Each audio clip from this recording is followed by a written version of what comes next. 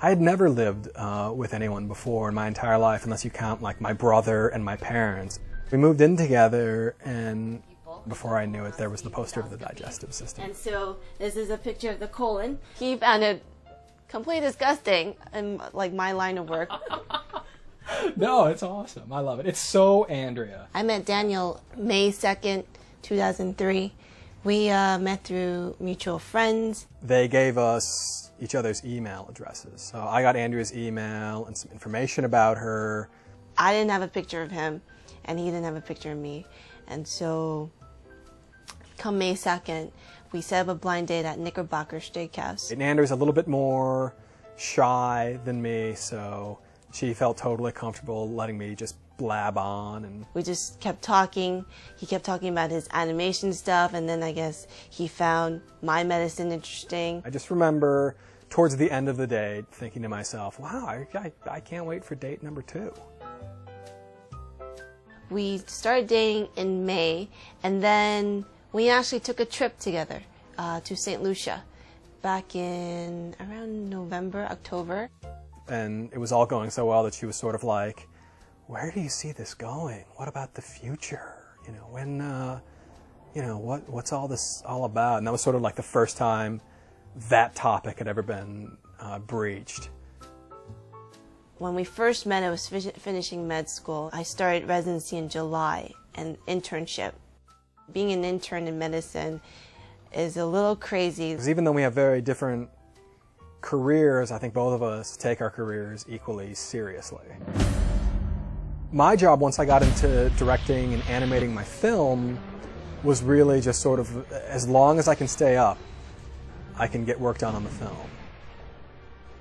So I would stay up some nights till 5, 6, 7 in the morning. So Andrea knew that when she was on call and it was in the middle of the night and she had a break, she would always call me because I'd always be up.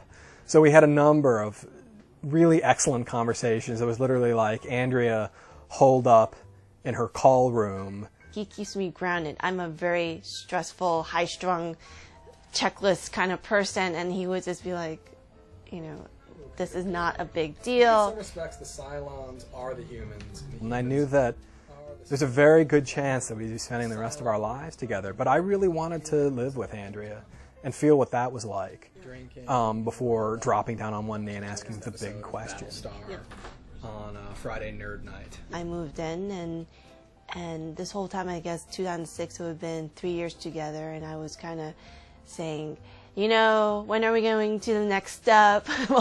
Speaking about engagements and stuff.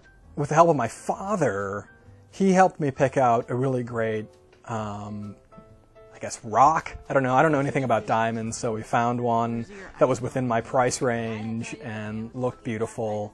And I picked a setting that was really great. It was inspired by the space station of Star Trek Deep Space Nine.